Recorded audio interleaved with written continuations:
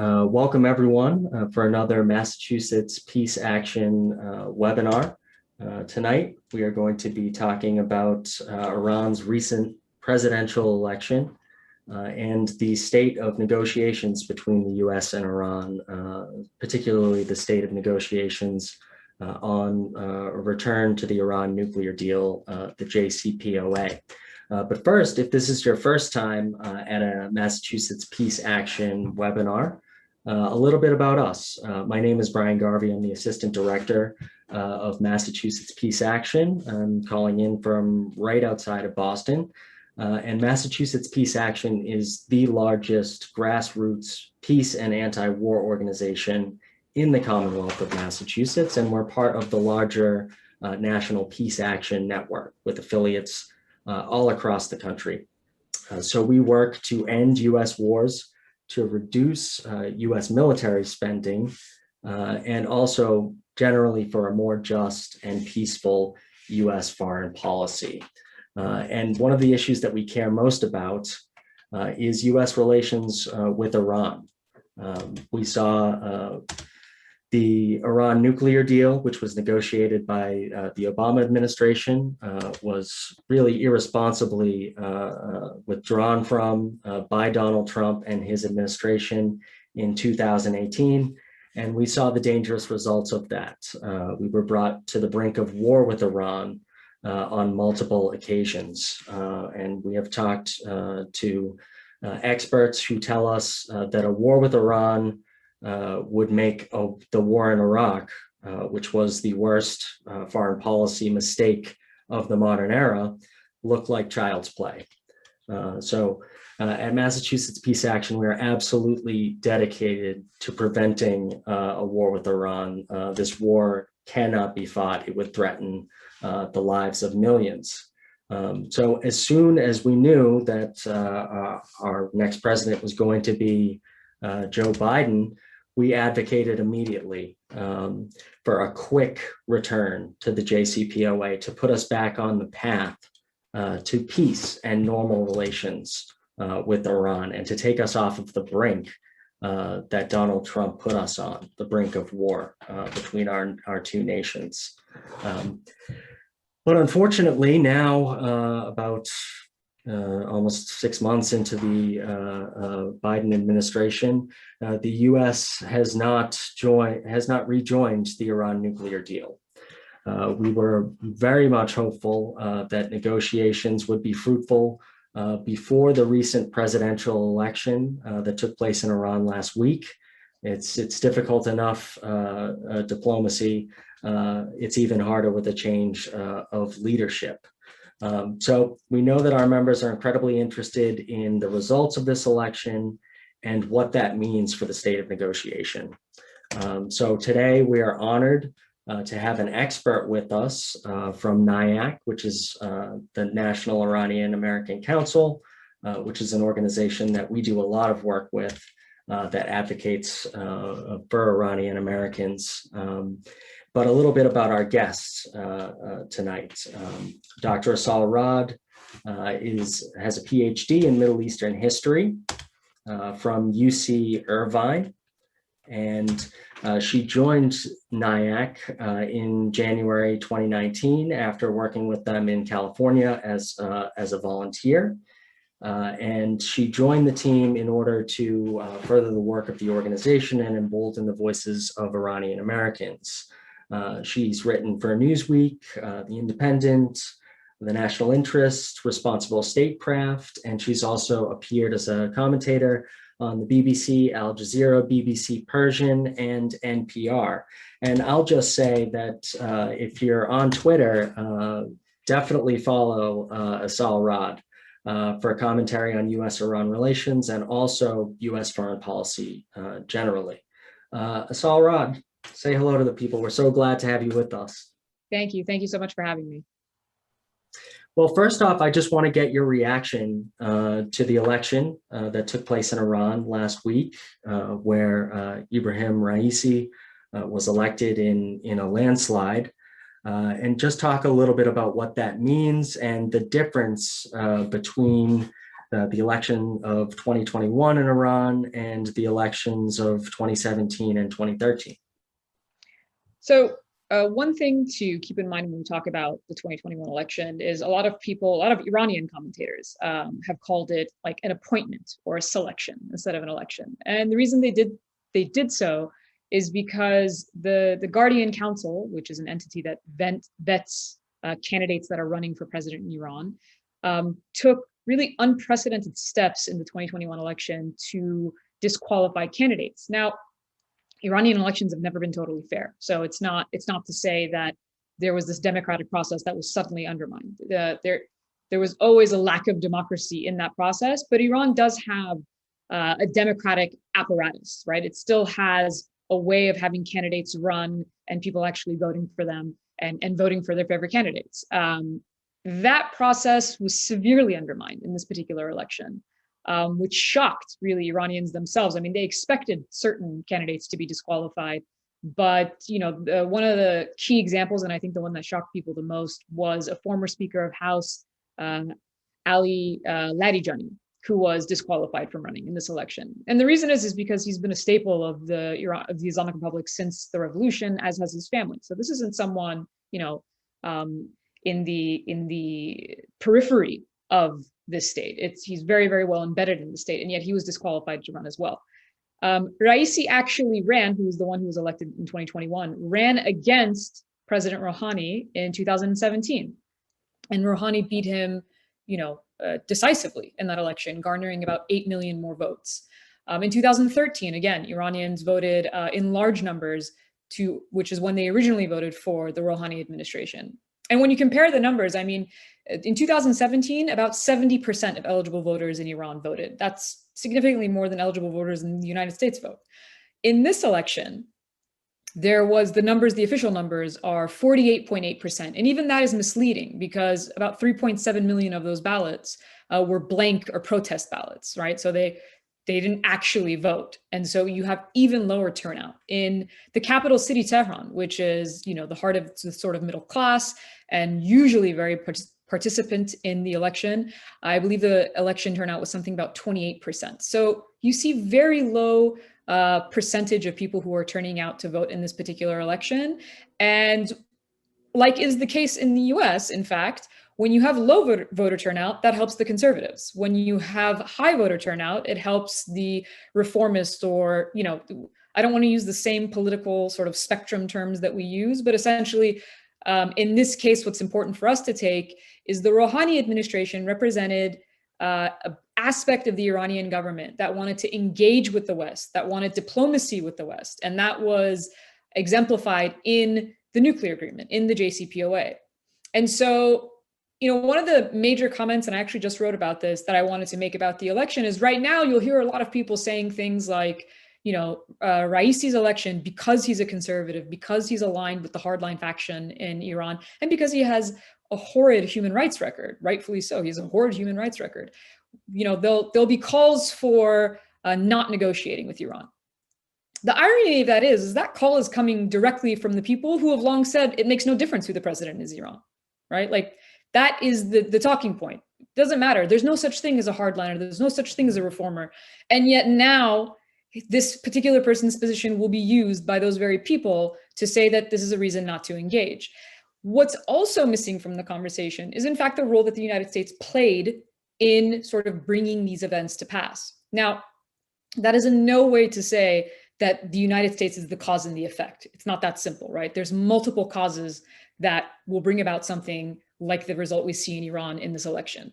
And of course, domestically, the Iranian government and the Guardian Council and the upper echelons of power who allowed this election to take place in the manner in which it did are responsible for their own actions. That being said, we also can't deny the responsibility, or I should say, maybe not responsibility, but the impact of the US and US policy. One of the arguments that, people like myself, commentators like myself, who were pro-diplomacy, who wanted to resolve the nuclear issue with Iran through diplomatic means, one of the criticisms we had of maximum pressure was precisely this. It was, if we continue to batter the Iranian economy through sanctions, if we pull out of the deal, then we're actually undermining the reformist and moderate elements in the country that have tried to move towards engagement with the United States. And interestingly enough, there is a history, there's a precedent of that happening. When Iranian reformist presidents have tried to sort of, put out an olive branch, and that's actually been rejected from the US side.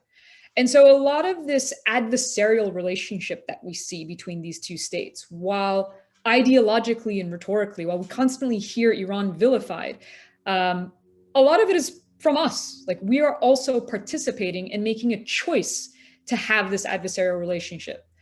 So I do think that when we're looking at the elections, we should be looking at the whole picture and actually looking back at how we got to where we are and learning from those mistakes rather than repeating them. Thanks. I'm wondering if you can talk a bit more about the impact of the United States in this election, particularly, and in those past elections. We definitely know that the Iranian people are not a monolith.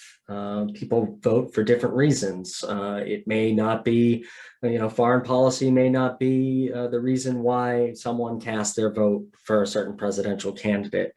But because of the economic sanctions and their severity, US policy does have a huge effect on the domestic economy of Iran.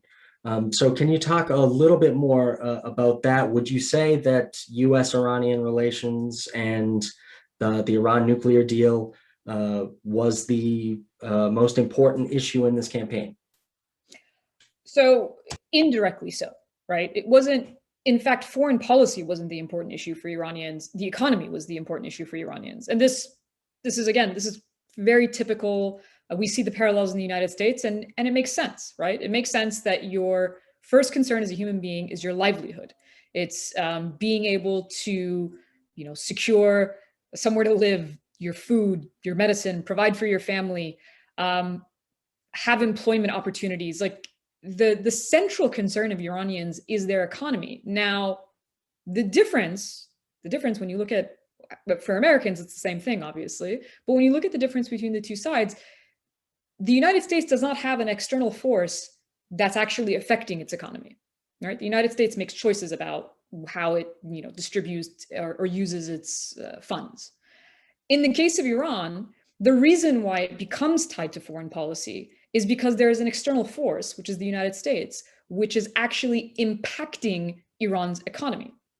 And this isn't something that I say, this is something that our own government has said, right? When the Trump administration implemented maximum pressure and imposed a deluge of sanctions on Iran, Secretary of State Pompeo at the time said that when we're done, this will be the strongest sanctions program in history. Secretary of State Pompeo boasted at the time, when our sanctions were maximum pressure was having such an impact on Iran that it was really crushing their economy, right? The fact that there was hyperinflation, that their currency has been devalued to a point where, when currency devalues, their buying power devalues. Nobody's wages are going up, especially not in this economy. So now you just have people who can afford, depending on their situation, 50% of what they could afford before, 25% of what they could afford before. And that's why it impacts people to such an extent. I mean, the stats that have come out looking at the impact of sanctions on Iran, over the last 4 years, you've seen something like 10 to 15% of the Iranian middle class forced into poverty. That's millions of people. And when you are a population when you are a person, I should say, that is more concerned with, just dealing with your livelihood, you're less concerned as a population with organizing sort of political movements. That's really what a healthy middle class is for. And that's another argument that proponents of diplomacy have made, is that if we do in fact want to see Iran change or reform for what we would consider the better and for what we think that the Iranian people themselves want, then we have to help actually facilitate that, whereas our policies have done the exact opposite. Yeah, and we've become increasingly concerned about economic sanctions as a tool of U.S. foreign policy, precisely for that reason. and especially during the Trump administration. Donald Trump isn't the only president to have unilaterally put sanctions on countries around the world. Congress also has a role, but we were astounded at the amount of sanctions, as you described them, as Secretary of State Pompeo himself described them. That really there was a point in the Trump administration where new sanctions were coming out multiple times a week. And one of the greatest concerns that I have is that if this use of sanctions continues, if Trump sanctions are maintained, that this kind of policy will become normalized. Much in the way that the use of drones and the war on terror started by George W. Bush was normalized and continued by Barack Obama. So what I would say to that, what I would add to that is this is not a new policy, and it's certainly not a Trump policy. There's a tendency for us to sort of, as Americans, looking at, or for anybody, right? Like we have our short-term memories don't go very far back.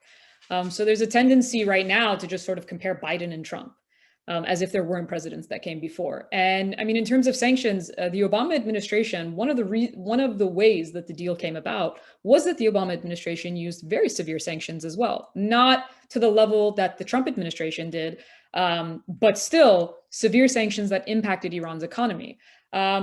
Now, the key difference is the Trump administration did that after we had a deal and Iran abided by that deal. So it really, it flies in the face of everything that they said that was their objective, which was to prevent Iran from getting a nuclear weapon, when in fact, that's exactly what the deal did. But even before Obama, under the Clinton administration, under the Bush administration, you had severe sanctions on the state of Iraq. Before we invaded Iraq, we decimated Iraq through sanctions. And one of the sort of myths, I guess you can call it, of sanctions is that it's not warfare, that it's different. Because we're not dropping bombs, we're doing something incredibly different. And the reality of it is warfare. It's a form of warfare. And if we were to experience it, I'm sure we would see it the same way, right? If we were experiencing being forced into poverty, not being able to have access to medicines and foods, people literally dying from not having access to these things, that is, for all intents and purposes, warfare. In fact, in recently when I speak to, and I have, friends and family in Iran, I speak to them often. And one of the sort of most horrific things that I've heard is people telling me it feels like the 1980s when Iran was at war with Iraq for 8 years, and one of the bloodiest wars in modern time. And so that's the atmosphere.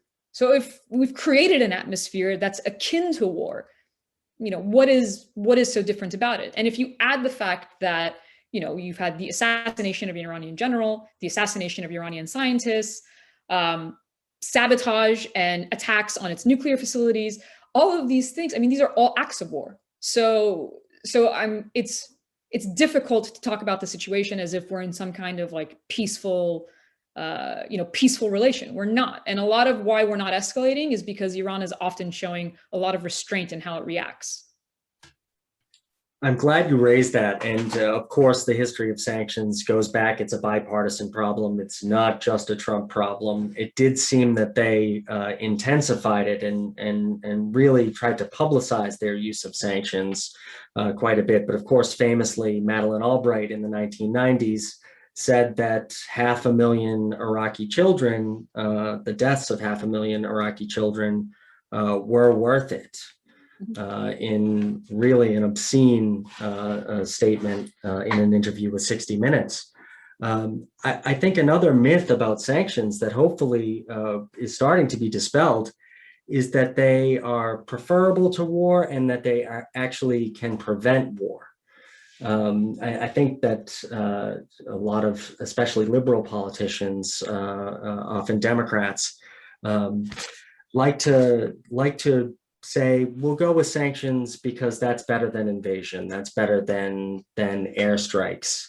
Do you think that the public's opinion on sanctions is starting to shift at all? I would hope so, I think is the way of saying it. I think to a certain extent, maybe when you combine the experiences in Iraq, when you combine what we're seeing in Venezuela, what we're seeing in Iran, I mean, the blockade on Yemen that is causing, the fact that we're not talking about Yemen every day is shocking. It's the worst humanitarian crisis on the planet. A child dies every 75 seconds. And we have a direct role in being able to change that.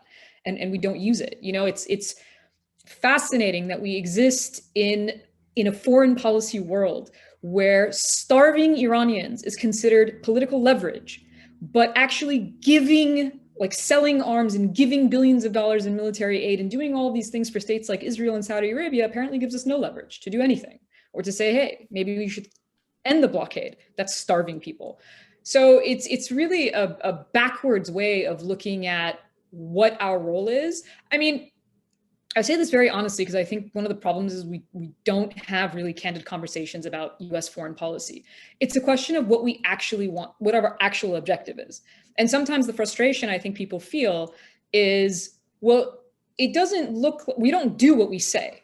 I think most everybody agrees with what we say, right? Like we all believe in human rights. We all believe in an actual international based order. It's just that we don't abide by any of those things ourselves. And so it becomes a question of, are we doing it because we don't understand what policies would actually create that? Or is that just not the objective? And are we actually acting to protect US empire rather than, the individual interests of the American people? And I think that certainly is the frame that the Biden administration wants us to believe that they're acting from, that human rights is at the center of their policy. But you mentioned Yemen, and that is an issue that we care deeply about and advocate on a daily basis. It should be in the news every day. It is the worst humanitarian catastrophe in the world, and it's 100% man-made. And just to highlight the difference, I'm wondering if you can comment a little bit about how we treat our perceived adversaries in the Middle East versus our strongest allies. And I would say those are Saudi Arabia and the UAE, who have created this humanitarian catastrophe in Yemen, and of course, Israel, an apartheid state. Well, there's all sorts of talking points we use when talking about these things, right? So Iran is bad because Iran is not a democracy, and Iran is not a democracy. It has a lot more democratic tools in place than the UAE or Saudi Arabia, but we don't have a problem with those states. So maybe democracy is not our actual issue. Iran is bad because it violates human rights. Certainly does, no question about that. As does Israel on a daily basis. Not only do we not recognize or do anything about the fact that a state like Israel commits, is, according to Human Rights Watch, its actions constitute apartheid and crimes against humanity, we deny it. We reject it.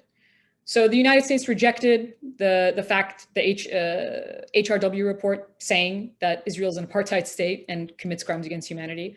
When the ICC wants to, right now there's going to be a question about Raisi and whether or not there should be, should he be held accountable for the crimes he's committed, human rights abuses that he's committed. But within that conversation, if we're not talking about it consistently across the board, then we're really undermining this entire process. You can't hold anyone accountable unless you're holding everyone accountable, because then it's not a tool of legality. It's just a tool of, again, empire, right? We just implement it when we want to implement it and we don't when we don't want to. And so it's a completely opposite approach in the way that we treat our adversaries, in the way that we treat our friends. I mean, look, when an Iranian scientist is assassinated, is killed and murdered inside of Iran, that is illegal. There's no question to that, right? So, but that's not condemned as a crime of international law. That's not, no one is held accountable for it. It just continues to happen. And so the problem with the way that this double standard in which that we approach things is that those talking points are getting lost now because people are becoming privy to this idea. A lot of times, so many of the things that exist in this country in terms of foreign policy are so ingrained that we don't question it, right? Like we don't question the fact that there are 800 US bases around the world, military bases. Now, if there were 800 military bases for any other country, if China had 800 military bases, if Russia had 800 military, if France had 800 military bases, would we look at that and think about it the same way? No. And so again, the problem becomes our own sort of inconsistencies in how we look at things. But I mean, when you take the example of Iran over the course of recent years, you had a case, in 2020, you have a case where Iran is being punished collectively. There's collective punishment against the Iranian population. We say that we're targeting the government, but of course the government is not impacted, as you can see by the recent election, right? The government is not impacted, but we are hurting ordinary Iranians in a pandemic, no less. And what we do when, Israel is carrying out is carpet bombing Gaza is send them more weapons and give them more aid. So on one hand, you're rewarding people who are committing crimes. On the other hand, you're punishing people who are abiding by the very thing you told them to abide by. So it's sometimes mind-boggling when you put it all in front of you and think about the level of hypocrisy with which we deal with foreign policy. And this is not a conversation about domestic policy, but there's a reason why our domestic policy is problematic as it is as well. It's not, there's this idea that the foreign and the domestic are not connected. They're very directly connected. When you carry out injustice across the world, you're not suddenly just at home. Yes, and I think that's a great point. When you spend over half of your discretionary budget on the warfare state and give it to the Pentagon, that affects absolutely everything that the government spends money on. Every budgetary issue, every domestic issue that requires spending. So I think you're absolutely right. Just to talk a little bit more about the hypocrisy of U.S. policy that really speaks to the lie of this idea of a rules-based order, is to get back to Yemen. I think the mainstream press has really framed the conflict in Yemen as one that Iran is deeply involved in. The Houthis that Saudi Arabia and the UAE have been fighting, almost every time they're mentioned in the popular press, their name is preceded by Iran-backed Houthis. Could you speak a little bit about that? Is that fair? Is that unfair? Well, there's a couple things about that. First of all, the media framing on these issues is absolutely intentional, right? Like the fact that, again, everything, and it's the same thing in Iraq. In Iraq, when Iraqi militias carry out any kind of action, it's always Iran-backed proxies, right? First of all, there's just that word, proxy versus ally. When it's someone who's doing it on our behalf, it's an ally. When it's someone who's doing it when there's a partnership with Iran, it's a proxy. So the subtle differences in the language, the fact that Iran is always sort of invoked is because, like I said, to this foreign policy is more ideological than it is logical. It does not serve the purposes of American people. But we talk about, you hear the Biden administration talk about bipartisan. Well, here's a bipartisan issue that everybody agrees on. Nobody wants wars.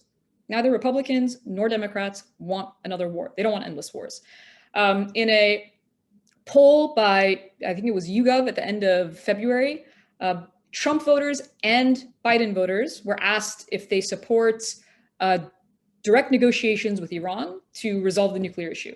And overwhelmingly, 84% of Biden supporters said yes, 54% of Trump supporters said yes. This is a bipartisan majority by far. So while we have that, we don't do it. And it serves, one of the things that's sort of lost in these discussions of, well, should we or should we not negotiate with Iran is, what is the objective of the negotiation? What is the deal? The deal is about preventing Iran from getting a nuclear weapon. It is a nuclear non-proliferation agreement. That is what the deal is. Even when our biggest adversary was the Soviet Union, we still entered into agreements to make sure that we don't have a nuclear arms race, that we're not creating a world that's more dangerous for everybody. There is consensus in the Middle East and in the world to build on the Iran deal and make the Middle East a nuclear-free zone. There are two countries that reject it, the US and Israel, because Israel has nuclear weapons. So we don't talk about it. We don't acknowledge it. Israel doesn't acknowledge it. that they actually have nuclear weapons. I mean, the New York Times editorial board came out with an op-ed recently, like a couple of weeks ago, making this precise argument that we can build on the Iran deal by making, and they called the Persian Gulf a nuclear-free zone.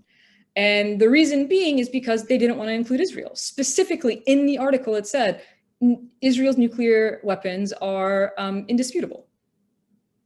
That's not a nuclear weapons-free zone. That's exclusive military advantage to one country, and you're just expecting everybody else to agree to it. So, it's ingrained in the way that we think about it. So when you use, Iran backed, the intention behind it is to make it be like bad. And it's not meant to make people think Iran backed, but Iran controlled. And that's just not the case. You're taking away the agency of, Iraqis and Yemenis, whether or not you agree with what they're doing or their particular points of view, they still have agency.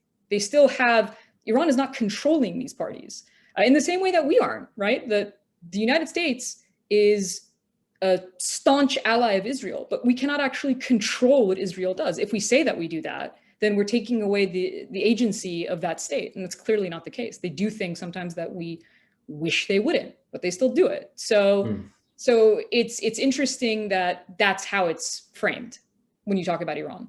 Yeah, and a bit more on the issue of Israel's nuclear weapons, which seem to be an open secret. I believe, and correct me if I'm wrong, that no American president has ever acknowledged the existence of Israel being a nuclear power. I think we know why, but I'm not sure a member of the press corps has ever put that question directly to an American president. Does Israel have nuclear weapons, and really make them address it directly?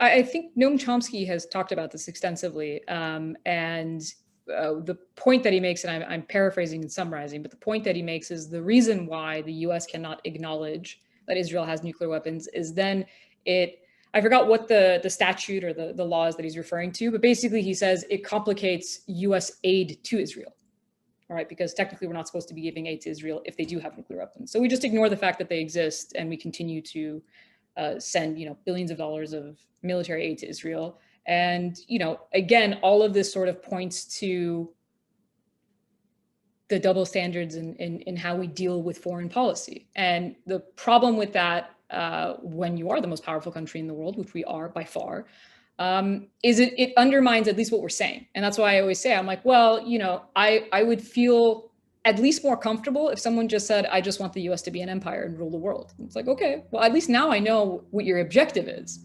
But you keep stating another objective and doing the opposite. So it sort of doesn't make sense. We're not going to attain the things that we're saying we want to if we continue on this path. I think another thing that the Biden administration likes to pride itself on, besides this rules-based international order, is press freedom. They really like to talk a lot about how the previous president, Donald Trump, declared that the press was an enemy of the people, and that they would change that when this new administration came in. I was very concerned about the recent seizure of websites, including Iranian news website, Press TV, by the US government. Can you comment a bit on that? I think a lot of people were surprised by that. The news of it hit yesterday, if I'm not mistaken, and I believe state spokesperson Ned Price was asked about it, and they didn't really comment on it. I think the reasoning behind it that was given was that they're saying that they carry out disinformation, and by doing so, the U.S.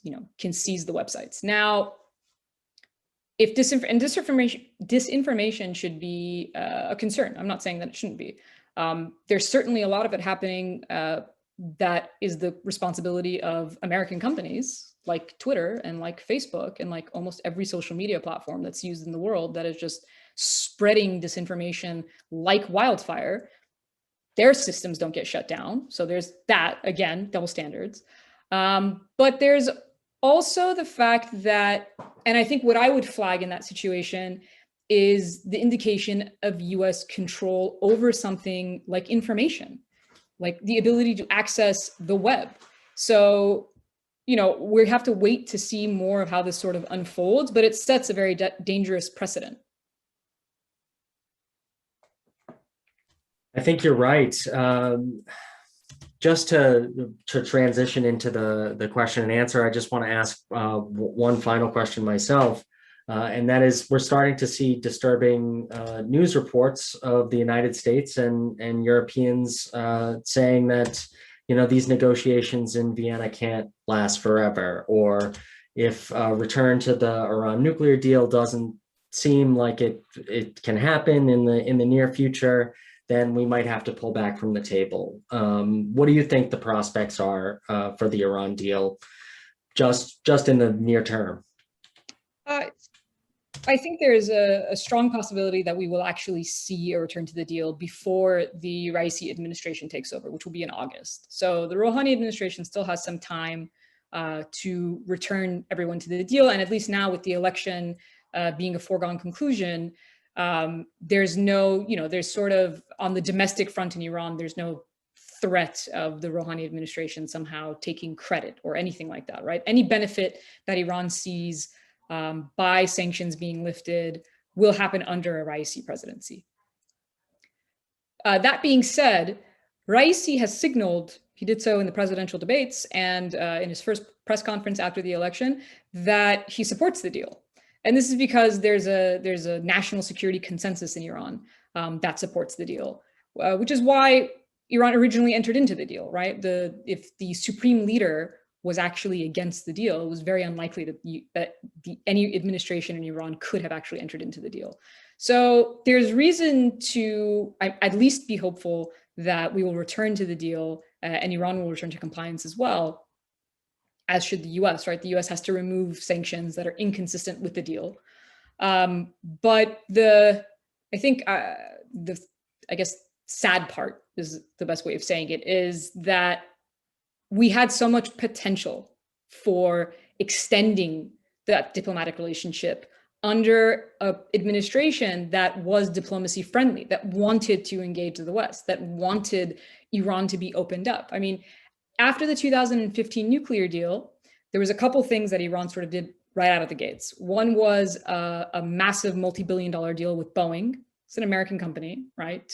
To buy a new fleet of planes, because Iran's planes are in dire need of replenishing. They need new parts, all of which has been impacted by US sanctions.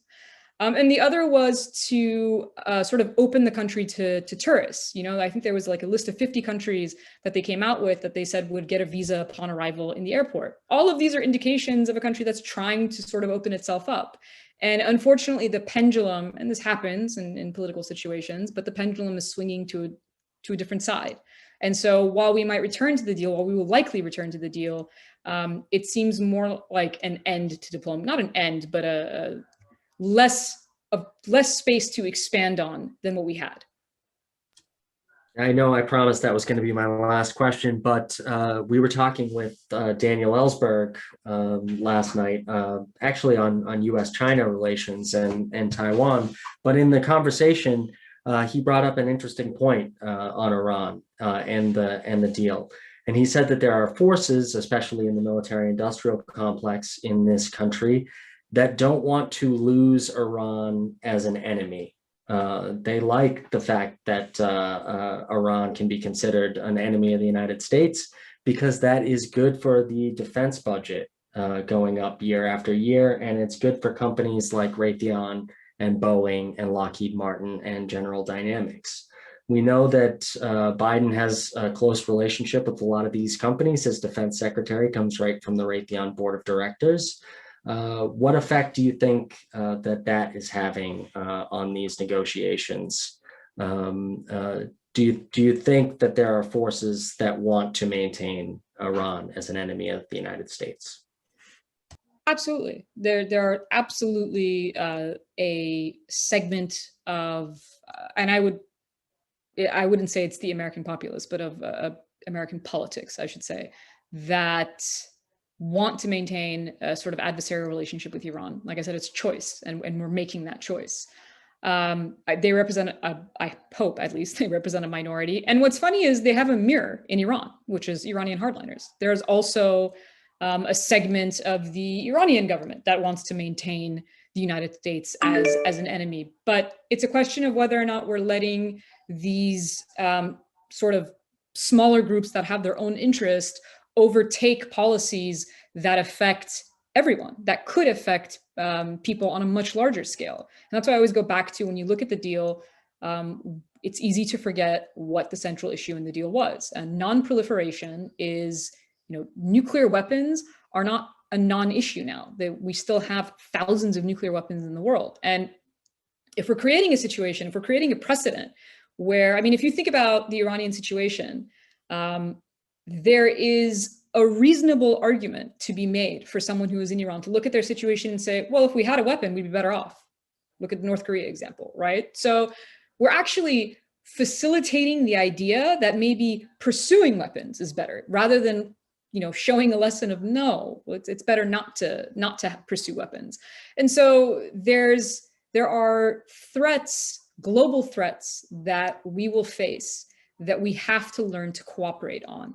And the fact that we are in a pandemic still, that we've lived through a pandemic, should be like red lights, red flags everywhere, saying, hey, here's an example of why, if you actually have a cooperative global community, you can combat these issues in a much better way. And we didn't do a great job when it came to the pandemic. And so, people call it sort of a rehearsal for climate change and nuclear proliferation, and why we have to learn to cooperate on these things.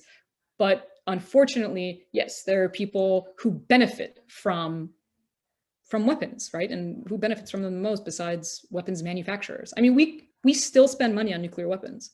I don't even know if we'd be able to detonate the amount of nuclear weapons that we have, just because of the sheer cloud of death it would create in the world, and yet we're still creating them. Yeah, just Dan Ellsberg was talking about that last night. Even a small fraction of the amount of nuclear weapons that we have would create nuclear winter, killing billions of people and destroying our world civilization. So you're absolutely right. I want to get to a couple of questions from the chat, and just to let people know, you can also raise your hand by using the reactions button or the participants button if you're using an old version of Zoom, and I'll put you up on screen and you can ask your question yourself. But this one is from Masadeh, and she would like to know about the 25-year treaty between Iran and China. We don't actually have any real details about that. There was a lot of reaction to it, where people came up with numbers. I think, I don't know, it was like $400 billion, but there is no, that I have seen in an official capacity, there's nothing to say exactly what the deal entails. And that was actually the response of Iran's foreign minister, Javad Zarif, at the time. He said, we don't have the details of what this will entail. The idea was more, there's going to be obviously economic trade and agreements and other sorts of exchange between these two countries. Now, there's a few things to think about when looking at this. Number one, these countries have had this historically. This isn't all of a sudden China and Iran are going to have partnerships or trade or anything like that. When I say historically, I mean for thousands of years. They're obviously in the same place, the Silk Road, all of these things. When you look at, there's nothing totally unprecedented about this. But there was a lot of reaction in the US that painted this as a negative thing, as if we were, I think the framing was something like, oh, we handed Iran to China, which is in and of itself so problematic, because again, we're talking about these other states as if they're just imperial pawns. But the irony was, well, what is the expectation? That Iran should have trade with no one? That Iran should, the idea that a deal like that would happen is because it's in the absence of the fact that Iran tried to engage with the West and was rejected by the West. They did not reject it themselves. So, I think there's a lot of speculation about what that deal entails, but until we have the full details, I don't think we can fully judge. Thanks, and I think you're right to say that just some of the ways that that we refer to these countries is extremely paternalistic and imperialistic. Our next question is coming in off the phones from the 847. I'm gonna unmute you, and you can ask your question for Dr. Assal Rad. Go Hello? ahead. Go ahead. Oh, not a question, just a comment. Yeah, years ago there was an Israeli journalist and peace activist by the name of Mordechai Vanunu. I don't know if he's still alive. And he was given life imprisonment for treason. His crime being that he published an article in the London Times outlining the truth about Israel's nuclear weapons policy. They didn't want to let it out. So Vanunu spent 20 years of a lifetime set. After 20 years, they let him out, and last I heard, he was under house arrest for something else. So yeah, they've gone after their own peace activists for saying things against the government, or that the government doesn't want people to know about. In particular, particularly when it comes in. Particularly in conjunction with their nuclear weapons policy. Yeah, I mean, there's a video, an interview from a few years back with Mehdi Hassan, where I forgot which Israeli official he is speaking to, but I think it was like a former defense minister, someone who is certainly an official within the Israeli government. And he's pushing him about that precise question. And of course, there's just no response. And as much as, I mean, I think in that case, Mehdi Hassan does a great job of calling out those officials, but there has to be more of that, right? There has to be more of having these conversations. And like Brian said, you know, pushing our own officials to actually answer for that, and why we don't talk about that, and why that's not, you know, any concern. Thanks. Next up, Wade has a question. I'm going to unmute you and put you up on the screen. Go ahead, Wade. I think you're still muted, Wade. There you How go. about that? Okay. There you go. I'd like to thank you both for having this forum, for allowing us to be able to speak on the subject.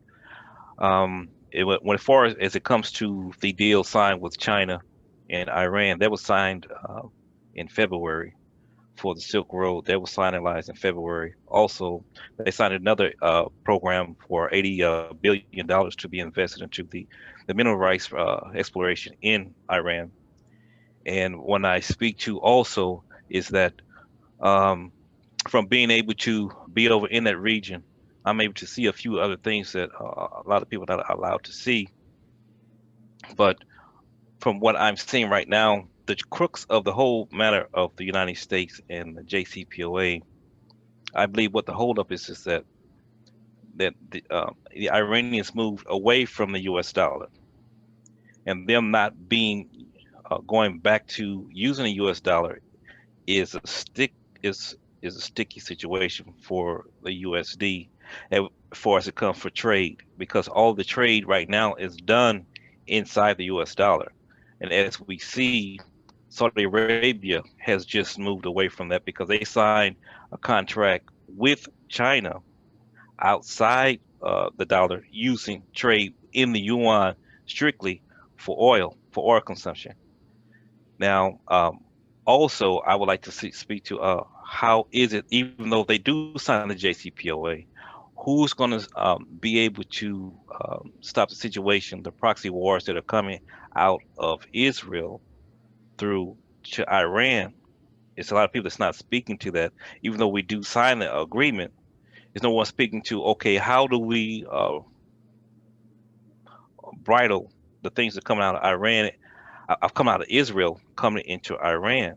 I think that's another thing that has to be addressed, even though we signed a contract. But if Israel is still allowed to go on and continue these proxy wars and able to interfere, no matter what we sign, it's going to be a catastrophe, because Yemen is right around. I mean, we have bases that we fly out of to get to Yemen that's helping their proxy wars against Yemen.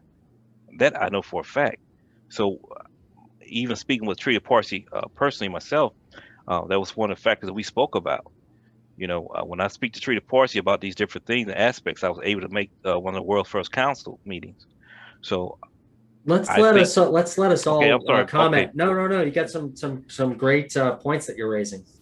But I just want to know how they address the issue of Israel's holding up to JCPOA. Thank you. Thank you, Wade. Mm-hmm. It's certainly, I mean, I agree that even if just like we did, like we were in the deal for a short amount of time, and that doesn't mean that, say, the state of Israel can't carry out other sort of like sabotage or attacks or things like that. And that's certainly an issue. Now, do we have the ability to do something about it? Yes, of course we do. I mean, arguably, we have more leverage over Israel than any other country in the world because we provide it with billions of dollars in military aid. Not only do we provide Israel with billions of dollars in military aid, I mean, we legally protect them from, allow them to act with impunity. That's why, you find that whenever there's a resolution, I mean, just recently, just in this last bombing of Gaza, there were, I think, 5 attempts by the UN to put a resolution on the books. The US continues to veto them, right? So there is something that we can do, that we have the capacity to do. The question is whether or not we are willing to do so. And specifically in the case of Israel, one of the things that I think we can be cautiously optimistic about is that the conversation is changing.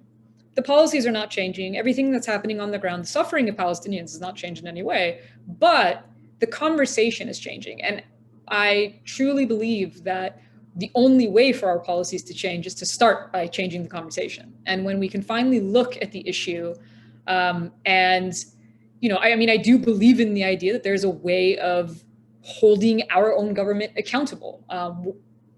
It's not doing the best job at listening to its own population, but nonetheless, there are, we have tools, we have levers, we have ways of doing it. But if people believe basically everything that they hear, if everyone sort of agrees with what we do anyways, in terms of the American populace, then there's nothing to be changed. But the fact that the conversation is shifting, I think is the thing to take away from it. And that's why these conversations are so important, and to have them as much as possible, because that's the only way that we can actually have the power to address anything, is if people are on board and they're seeing these hypocrisies, and they're seeing, for instance, that Israel is carrying out these attacks against a country that we have an agreement with. So those, you brought up the agreement. There's something else I wanted to point out. What was interesting about the agreement, about the JCPOA, was there was the snapback clause for Iran, right? If Iran doesn't abide by the deal, then there's a snapback mechanism, and all UN sanctions, international sanctions, go back. There was nothing to hold anybody else accountable, because the baseline assumption was that Iran can't be trusted. So we need to have a mechanism to make sure that they're held accountable. But we just overlook accountability for anyone else. It's fair right now in these negotiations if Iran says, well, what are we putting in place to make sure if the United States does the exact same thing again, that we are again not collectively punished? So there are those issues, but again, as long as we're having these conversations, I'm again cautiously optimistic that there's a path to change those things. Yeah, I think you're right. I think education is a crucial piece of it, and we do need to change culturally as well. I want to get to our next question. David Keppel, you're up. Thank you, Dr. Rad. Going back, you referred a while ago to what might be called a reasonable Iranian security consideration that would lead them to want a nuclear weapon as a deterrent to aggression. What is the strategic conversation inside Iran, in the military and elsewhere, regarding their own security if they forego the ability to have a nuclear weapon? Do they have other forms of deterrence that they can use? How can they assure their own security if they give up the potential for a nuclear weapon? Well, Iran, according to, again, its official stance, is, the supreme leader Khamenei has given like a religious fatwa, a religious edict, saying that nuclear weapons are unjust, then so, ideologically, they say they don't want nuclear weapons. In terms of their defense, though, it's interesting that you bring that up because, for instance, even before we're back into the agreement, there's already this idea of we need to discuss ballistic missiles. And it's like, well, basically the discussion becomes how can we sort of force Iran into a position where it can't really defend itself. And the argument that, and you asked internally in Iran, and the argument that is internally brought up in Iran is the Iran-Iraq War of the 1980s and the fact that they did not have the ability to defend themselves in many ways. And that's why you had hundreds of thousands of casualties. I mean, the impact of that war on Iranian society is still felt. It changed the entire landscape of Iran and really shaped what the Islamic Republic became in a post-revolutionary world. The logic behind Saddam Hussein's invasion in 1980 was that they were sort of reeling from a revolution. There was significant purges of the military. And so, you could sort of collapse that government right before it even takes off. It had the opposite effect. It actually solidified their power and put them in this position of this very, very challenging war. And so for Iranians, now let's put the state aside for a second. Okay, and let's talk about Iranian people, because I actually do think that often, for me, it's what people in these states believe that's more important. And Iranians believe in their self-defense, because again, the war is not something that happened, 100 years ago and they don't remember. They have that experience. It's a defining moment within like this entire generation and in their lives, at least that generation that was alive during the war.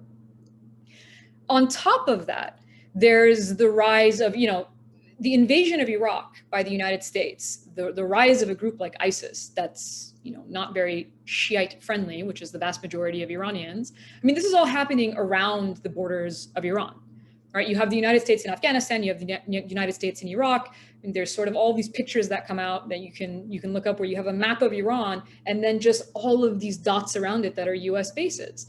So you have all sorts of things where Iranians do feel like their borders are in danger. And we've even seen like terrorist attacks and assassinations occur against Iranian officials, against the Iranian state. So there is naturally, and I emphasize that word because it is so bizarre to me to think that anybody would think that any population would not care about its own self-defense. Their self-defense is important. And it's based not just on the philosophical idea of having self-defense, but having actually experienced these wars and the fear of really, Iran falling in the same way that they've seen countries around them, the situation that a lot of countries have been destabilized and fallen into. And so I do think that Iran can return to compliance and agree to not having a nuclear weapon. But again, that should be an area to expand on for the entire region. That includes Israel. And in that sense, they won't feel like they're just surrendering something, but that they're all coming to an agreement and they're actually doing something that creates a regional architecture for security and a global architecture for security. And my colleague Cole just put a link in the chat, and I do recommend that people click it for context. What will come up is a map of Iran and all of the US military bases and the installations that surround it. And just imagine, if you're here in the United States or if you're in another country around the world, how you would feel if a country that showed so much hostility toward you had military bases completely surrounding your country. We need to put ourselves in people's shoes. Assal, I want to comment something because you said that there was a story in Politico that went on for like 2 weeks about Iranian ships crossing the Atlantic and heading towards Venezuela. And basically Iran crossing this hemisphere was considered a threat to the United States. But the US Coast Guard being in the Persian Gulf is normalized. And again, this is the problem. The problem is if we're going to continue to look at it as through this lens of like, because we're the good guys and they're the bad guys, like we're just never going to get anywhere in terms of cooperation. I mean, diplomacy, in reality, diplomacy is not really for your friends. It should not be difficult to get along with your friends. the countries, the groups, whoever it is that you're allied with, who you're aligned with, that's not the task of diplomacy. The task of diplomacy is to find peaceful resolutions when you have adversarial relationships. It's to avoid war at all costs. Like, that's what the international world order meant and means. It's just that we don't do it at all. Yes, that story about the U.S. Coast Guard being present in the Persian Gulf, that leads me to another question. But I just wanted to make a quick comment about the Iran-Iraq War, which is not taught in American public schools. A conflict that was so important that Andrew Bacevich, a great author on this, refers to it as the first Gulf War. And just a quick comment: Henry Kissinger famously said that it was a pity that both sides couldn't lose that war. And just another fact is that the United States was providing weapons to both Iran and Iraq during that conflict in the 1980s, and the worst use of chemical weapons since World War I. Which was never condemned when the weapons were used against Iran, right? If you actually look at the history of that war, when Saddam Hussein invades, and this is, mind you, the same Saddam Hussein that we had to invade Iraq 22 years later to get rid of because he was so bad, but then had no problem supporting him in the 1980s. When Saddam Hussein invaded Iran in September of 1980, they immediately took some Iranian land in Khorramshahr, which is a very, very oil-rich area in southwest Iran. And when the UN gave a resolution, the resolution didn't say to go back to your borders. It was as if they were giving the land to Iraq. 2 years later, when Iran finally rallied a lot of very, very young men to fight in this war, when they went into Iraqi territory, the UN reconvened, but then they were asked to go back to their own borders. So the idea of, when you question why Iran takes a defensive stance, it's because this is the way that they are also treated. Now, that is, again, not to say that Iran doesn't partake in problematic behaviors like many, many nation states do. It absolutely does. But in order to stop that, in order to hold it accountable, we can't consistently keep them in this defensive mode, right? You have to be able to sort of bring down the tension and create a situation in which, if you're treating people like they are also sovereign states, like they are also equals, then maybe we can actually get somewhere. And there was a glimmer of that in 2015, right? There was a glimmer of hope that there is a way forward in this situation that doesn't require conflict, that doesn't require war. And, here we are in this position again, and a lot of that comes from the United States. I think you're right. You mentioned several incidents of Israel and the United States trying to provoke Iran. There were instances where an Iranian ship was sabotaged, I believe off the coast of Yemen. I would say that the assassination of the Iranian nuclear scientist, of course, is an example of this. And even the assassination of Major General Qasem Soleimani was intended to provoke a reaction from Iran. And you said earlier, and I agree, that Iran showed massive restraint. And the only reason that we did not go to war with Iran was because of that restraint. How do you think that will change now with the new administration in Iran, with Rouhani and Zarif departing from the Iranian leadership? The restraint that Iran shows is not necessarily coming from people like Rouhani and Zarif, right? Those decisions are being made by the IRGC. They're being made by the actual security forces, and there are higher up powers that, again, when it comes to national security, there's often a consensus in how to approach it. And while Iran is sort of painted as this country that is fanatic and ideological, in fact, most of their actions are prudent and pragmatic, and that's why, right? It's not, I can't paint a picture that says they showed restraint because they're just people of peace. That's not The people are, by the way, but I mean, like, that's not what I mean in the sense that they're not showing restraint because they're pacifists. They're showing restraint because it's pragmatic to do so.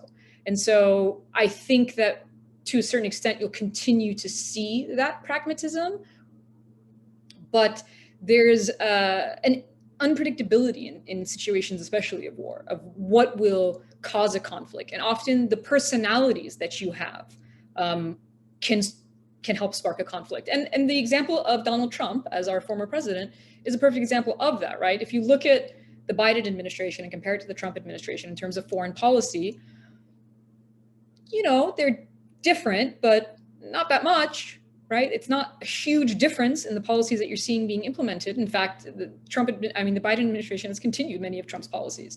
So what is the huge difference? Why is it somehow people are a little bit more relaxed now? Because you don't have someone who's tweeting in all caps that he wants to bomb countries, right? So the personalities that you have, the people that you have in those positions do make a difference in terms of what can cause, you know, someone who makes a rash decision maybe can then spark a conflict that you couldn't have predicted would be sparked in that way. So, you know, I always go with, you can't really predict the future, but you'll likely see a tougher line, tougher rhetoric coming out of Iran under this administration.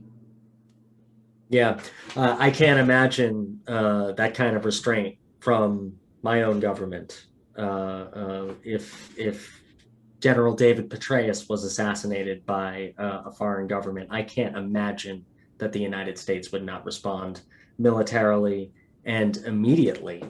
So it's just, I think it's important to remember the different standards that it's really about American exceptionalism, which is not that we're the best, but that the rules don't apply to us.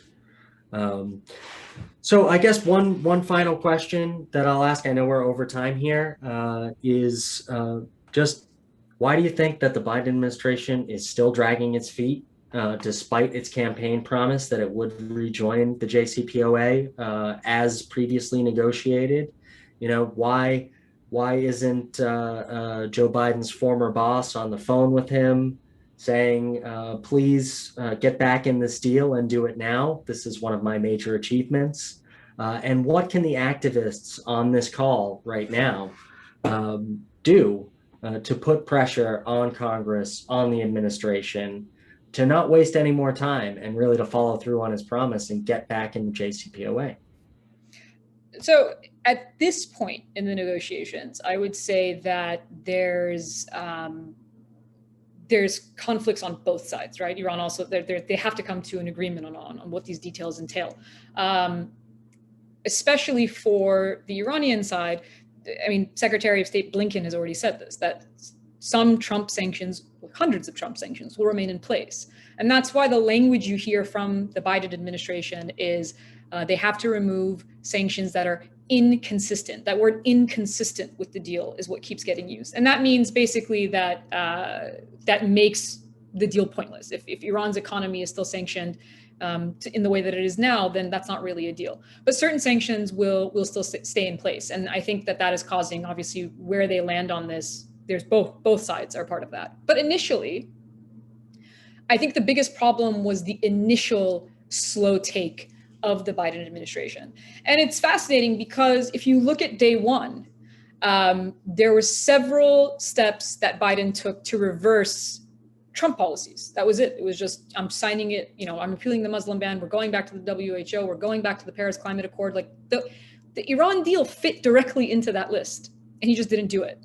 And having symbolically returned to it didn't even mean that he had to lift sanctions, right? He could have started out with a place where he says, or where he, on that same day, returned to the deal, and then they could have discussed, okay, well, what does that imply? What sanctions should be lifted? But even symbolically, he didn't do that, right? He sort of just put it on the back burner. It's not that important. That's the way that it came across. On top of that, I think one of the frustrating things was, and still is, that Biden himself in 2020, in April 2020, wrote a statement on COVID sanctions relief and Iran. And he recognized that despite the humanitarian exemption of US sanctions, that in reality, that they were actually impeding humanitarian goods. And he called on the Trump administration at that time to take steps to address it. And here we are, months into the Biden administration, there's still a pandemic. Iran actually had another huge wave in the month of March, at the end of like March and April. And almost every single sanction is in place.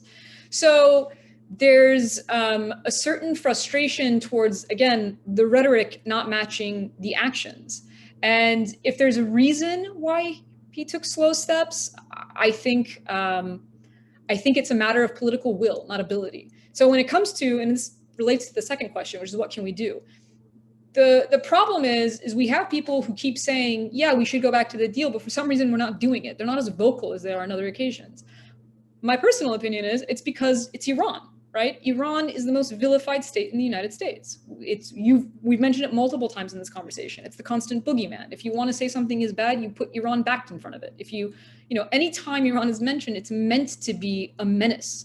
And so there's like a political capital to being able to do something that you already have. I mean, Biden administration has done nothing. And you have opponents of diplomacy saying that he's given mass concessions to Iran based on nothing, based on no information. There's no facts behind this. And so I do think that we need to push our policymakers.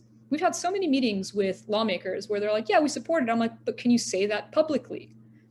It's great that you support it, but say it publicly. Because there needs to be the consensus that actually exists in the American populace should be reflected in the way that our lawmakers talk about it. And there just isn't that will to do it. It's not a capacity. It's not a technical question. It comes down to whether or not we're going to stand by our word and do something and take the steps in order to do it. Yeah, I think you're right. I think it's more about a lack of political will than ability. And also, frankly, a lack of political courage. Because they don't want to take the hit from the media, the hit from the right wing. Just one last thing that I want to ask you is, how can people find your work? How can people support your work? How can people support NIAC? And can you talk a little bit about the importance of the National Iranian American Council? Absolutely. So, NIAC is, in the United States, the largest grassroots advocacy group for Iranian Americans. And, the central reason that the organization exists is to engage our own community and have them be participants in American democracy. To have, we always use the phrase, a seat at the table, in order to have policies in place that don't negatively impact our community. And one of the consequences of our policies against Iran aren't just, and you can look at, obviously, the suffering of Iranian people is incredibly important. But one thing that's rarely discussed is how Iranian Americans, as Americans, are impacted. For instance, if you go to a Persian restaurant and you send a Venmo to one of your friends and use the word Iran or Persian, it gets flagged, right? There are bank accounts that get closed because of an Iranian name. There are incidents after the assassination of Soleimani where Iranians were stopped at the U.S. Iranian Americans, right? These are American citizens and green card holders, are stopped at the American border and asked political questions before they can, for hours before they can be released. I mean, these are not the ways that you treat equal citizens in a country. And so that's our main goal, is to have equitable immigration policies, advocate for the civil rights, not only of our community, but of all Americans. And of course, central to all of that, peace and diplomacy, diplomatic solutions with Iran, with other states, vehemently anti-war. And you can visit niacouncil.org to see more of the work that we do, and visit all of our staff profiles to see everybody else that's there. And you can follow me, of course, on Twitter at Assal Rad. Thank you, Dr. Rad, for joining us. And don't worry, we will be sending out links to NIAC's website. And I encourage everyone on this call to please support NIAC's work. It's incredibly crucial at this time. It's an organization that's taken a lot of heat, both sometimes from the Iranian government and the right wing of the US government. So that tells me that you're doing something right. So I would encourage everyone who's listening to me right now to go to niacouncil.org. Do I have that right, Assal? Yes, niacouncil.org. And please support their work. And we will be sending out a link so you can do so, and also links to Assal's recent articles. I really do encourage you to follow her on Twitter if you're on there. Some great commentary on U.S. foreign policy, really a unique voice. Thank you so much for joining us tonight, Assal, and I hope you have a wonderful evening. Thank you. The same to everyone. Thank you, of course, Brian, for having me, and for everybody who put the time in to sit here and listen to all this. These are the things that make me hopefully optimistic that things can change. Thank you so much. It was an absolute pleasure, and we look forward to speaking with you again in the future. Sounds great. Have a good night, everybody. Yep. And I just want to tell everyone that if you enjoyed what you just saw, you might consider supporting our work as well. Go to masspeaceaction.org. You can donate and support our webinar program. It's important for us that these remain free and open to the public. But we do rely on support, not just financially, but also the donation of your time. I encourage you all to get involved in this work as well. We are truly a grassroots organization. We run on the donations of time and effort of activists and volunteers just like you. We need folks to get involved. As Assal said, people across the political spectrum in this country are sick and tired of being at war constantly and what that has done to this country. We know that something's wrong, but the only way that we can change it is if we take action. So I encourage you all, don't just sit back, get involved. Go support NIAC, support Mass Peace Action, find your local peace action, or even other unaffiliated peace groups. Get involved, raise your voice, and make a demand, because these wars aren't going to stop themselves. We're going to stop them. So just thank you all for joining us tonight, and we'll talk soon. God bless. Bye. Thank you.